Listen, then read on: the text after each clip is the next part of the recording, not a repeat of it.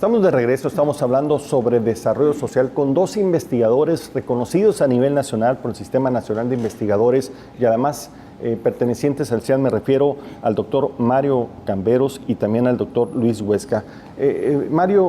Doctor Camberos, yo te quisiera preguntar, pues a todas las luces no hemos podido superar este reto, lo hemos podido más o menos contener con resultados, digamos, poco claros, ¿no?, que muestran un zigzagueo que no habla claramente de una focalización, pero ¿cuáles serían, desde tu punto de vista, las ideas que debería poner en ejecución la nueva administración para entrarle a este tema? Yo creo que una de las fallas graves que ha tenido la política social, federal y estatal es la falta del ejercicio de evaluación de los programas. Una evaluación independiente de quien está ejecutándolos, porque si la hacen los mismos que la ejecutan, pues seguían. ¿Cuál es el mejor programa? Pues el que más gastó. Claro. Pero esas son cosas que en Europa, en Estados Unidos, en los países que verdaderamente han reducido la pobreza, no es así. Es como en el sistema contable y en las auditorías, ¿no? El que hace la auditoría no tiene nada que ver con el ejercicio del gasto. Se tiene que medir y de forma independiente. Totalmente independiente y respetar los resultados. Sin embargo, no debe de ser fácil para los que tienen el dinero y que puedan contratar a la gente que independiente le evalúa, soltar ese recurso. Siempre hay la desconfianza de quien lo haga de una manera completamente imparcial. Estamos hablando de un problema de corrupción. Yo no he dicho corrupción, pero pues también sí, ya sabemos que en México ese es un problema, pero el otro que viene con él, que es lo que ha hecho que crezca la corrupción, es la impunidad. Cuando han detectado a una gente que en efecto cometió actos de corrupción, ya no trabaja aquí. Claro, exacto.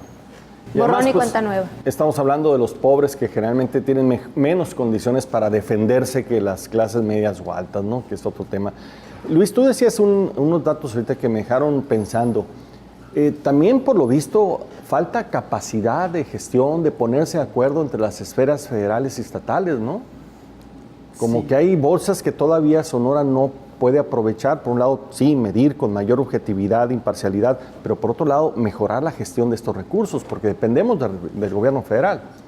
Sí, bueno, lo que se puede observar y es muy claro en un análisis de lo que se hizo este sexenio que está por terminar aquí en Sonora, es precisamente esa mezcla, ¿no?, que hablábamos de 70-30, 70 estatal y 30 federal, en el que los efectos obtenidos pues fueron muy dispersos, podemos decirlo, pero por lo mismo creemos que hubo una subutilización de los programas federales, o sea, el poder ponerle un peso cada quien a programas, que es algo que se ha venido trabajando mucho en sexenios anteriores y sobre todo a nivel nacional, y que ahora pareciera que, no sé si fue un poco de falta de poder gestionar mejor las cosas aquí en Sonora, o de no sé cómo llamarlo, alguna especie de divorcio, de que sale el PAN y entra el gobierno, el Peña Nieto, y no sé si se pusieron más difíciles las reglas para cumplir o qué sucedió. Pues básicamente las reglas de operación cambiaron marginalmente, ¿no? Son los mismos programas, con algunos cambios en el caso de Prospera, con algunos temas de focalización, pero se concentró más la toma de decisiones y el ejercicio de recursos, se concentró más en el gobierno federal. Okay. Eso es lo que cambió, las decisiones fueron más federales. Entonces, más pudiera ser que eso que comenta aquí el doctor sea algo que frenó tal vez también, para no echarle toda la culpa pues a este gobierno, o sea, que tal vez se le puso también más difícil la gestión, pero yo creo que no debió de haber dejado de haber presionado, insistido, y ahí viene también el problema de lo que viene siendo la parte del acceso a alimentos. A mí me llama mucho la atención, que es un problema que podemos observar, la evaluación de un programa nacional de apoyo alimentario, que ha sido muy bien evaluado, incluso algo mejor que oportunidades, que lo que fue oportunidades ahora prospera, y que al menos en su evaluación de 2011-2012 el PAL salió muy bien implementado. Y fue un programa que si bien le ha faltado también, le faltó cobertura, darle más recursos para que llegara precisamente estaba dando resultados. Sí, porque tal vez no se le asignaba, le faltó más asignación, pero estaba dando buenos resultados en lo que se operó. Pues no supo también cómo implementarse con la Secretaría Estatal.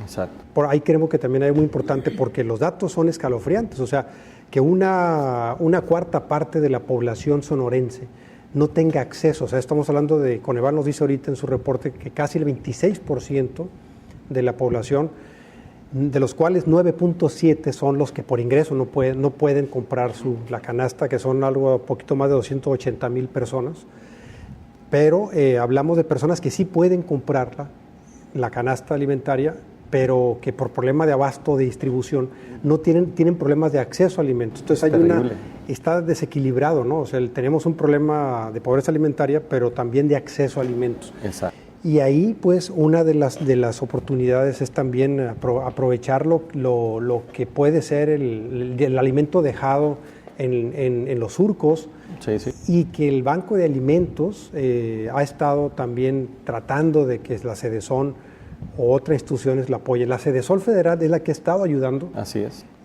Al Banco de Alimentos, porque se estima que pueden ser hasta 600 millones de pesos de alimentos frescos, en buenas condiciones, que pueden ser llevados por el Banco de Alimentos y guardados en sus... Inclusive hay un programa que apoya a Zagarpa, que es una especie de compensación, ¿no?, a través del Prosora.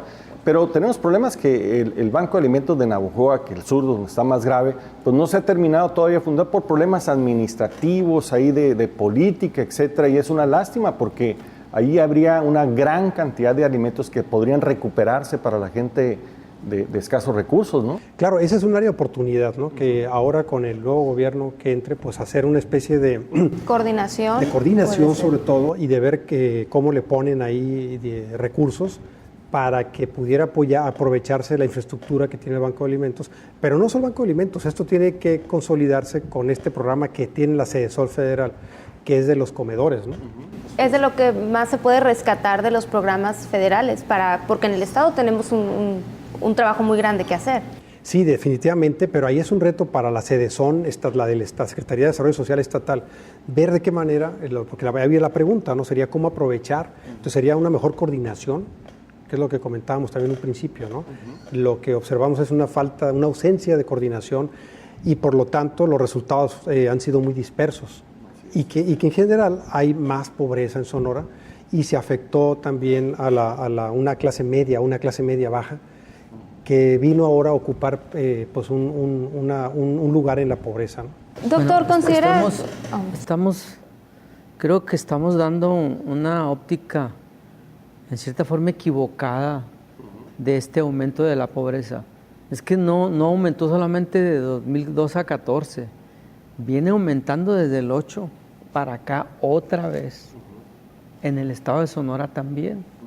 Nosotros hicimos estimaciones para el 2010 y había 1 millón de pobres, pero utilizando la línea...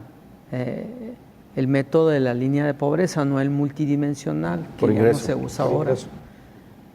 Ahora se está poniendo más énfasis en las necesidades materiales, eso, y educativas en cierta forma. Y se está ocultando un poco, mucho, el problema de que la clase media se está empobreciendo porque está teniendo cada vez menos ingresos en su actividad principal o ha perdido el trabajo.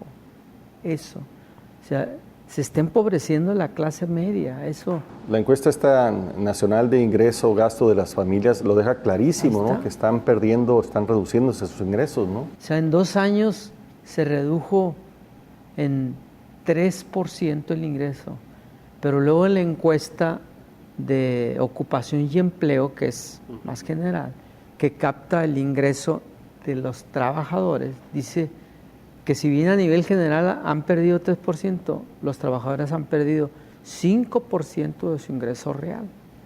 Es decir, se han encarecido los alimentos, los básicos, y por eso han caído en pobreza. Exacto. ¿Cree usted que se dejó de atender a la clase media por estar tan ocupados en estos grupos más vulnerables?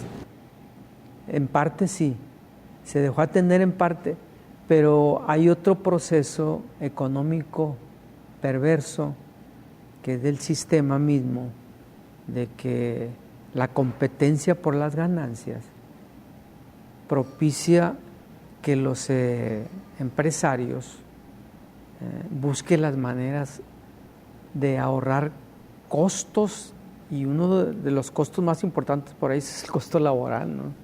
Si la ley se los permite, ellos pagan un salario que no compense el esfuerzo que están haciendo los trabajadores. Sin duda hay empresarios que quieren que sus trabajadores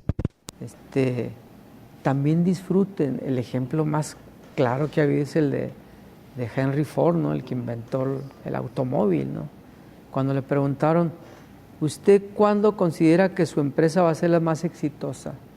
Y contra lo que esperaban, cuando gane miles de millones de dólares. No, cuando cada uno de mis trabajadores pueda adquirir con su salario un automóvil de los que se producen aquí.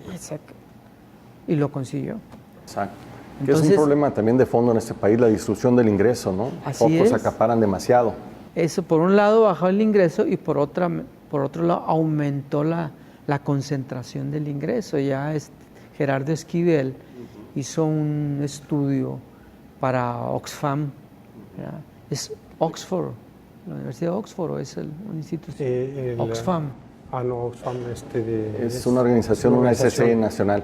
Pero los resultados que exhibe Esquivel son terribles, ¿no? Cómo se ha concentrado y se ha incrementado las ganancias solamente con los rendimientos financieros de las 4 personas más ricas de este país. Solamente con esos rendimientos se podría contratar con un salario mínimo a 3 millones de mexicanos, a 3 millones. Y eso habla de un problema terrible. Con un salario mínimo, dice. Un salario mínimo. Sí, ¿no? Ajá, sí. Es terrible. Bueno, estamos terminando este programa y yo creo que queda claro que la política social todavía no logra los resultados que se esperan. Vemos que hay una especie de problemas de focalización, los resultados no exhiben pues un padrón que hable precisamente de una focalización adecuada. También estamos hablando de que los grupos vulnerables que requieren grandes apoyos se les queda de ver, principalmente lo que son niños, ¿no? Donde hay que apoyar, porque ese es el capital humano que vamos a tener en el futuro. Pero también exhiben los resultados que ha habido una falta de capacidad de coordinación, por decirlo lo menos, entre el gobierno federal y en el gobierno estatal en los últimos años, que ha disminuido pues la presencia del recurso público federal en el Estado. Y lo que viene, pues bien lo decía el doctor Camberos, pues hay que medir y medir rigurosamente ahora a nivel Estado y a nivel municipio, ¿no? Y de forma independiente para desglosar los datos y encontrar dónde podemos hacer mejores resultados. Y por otro lado, como bien lo decía Luis, pues tenemos que mejorar esta coordinación, tendremos que ponernos de acuerdo. Definitivamente, ¿no? Y ahorita que comentaba Marco, la parte de los grupos vulnerables, me llama la atención el dato que nos da Coneval, y comparado con el del Estado no lo tiene en su reporte de informe, pero se puede calcular con su base de datos, claro, que por transparencia está puesta en la página de Coneval, y uno puede tabular cómo los pobres adultos mayores, 65 y más, en Sonora me llama la atención que está más alto, los que están por debajo del bienestar mínimo, que es por ingreso, ¿no? Que no le alcanza para alimentación, es 10%. Y la población de 65 años y más a nivel nacional, por debajo de este umbral, es de 8.5. En Sonora es de 10. Sí. Y el que da Coneval ahí, que es 8.5, y yo me puse a calcular con su base de datos, y tabulé para Sonora y da 10%. Y el de los niños hasta 9 años, digamos que es parte de las reglas de operación de los programas, en Sonora es 15% redondeándolo, y o sea, el número de niños hasta 9 años es 15% en Sonora, y el dato nacional es de 26.9. Claro. Yo diría que una de las grandes oportunidades que tiene la nueva administración es poder aprovechar el talento, los estudios, la investigación que están haciendo los centros y las universidades de educación superior en nuestro estado. Un ejemplo de ello es el CIAD, el ejemplo también del Colegio de Sonora, la Universidad de Sonora, y tiene que haber una especie de, digamos, alianza, pues, para con buenos diagnósticos poder determinar buenos programas para tener mejores resultados. Creo que hay grandes áreas de oportunidad, estarán de acuerdo conmigo, en materia de desarrollo social en Sonora. Les damos las gracias, estamos terminando este programa de desarrollo social y los esperamos en la siguiente edición.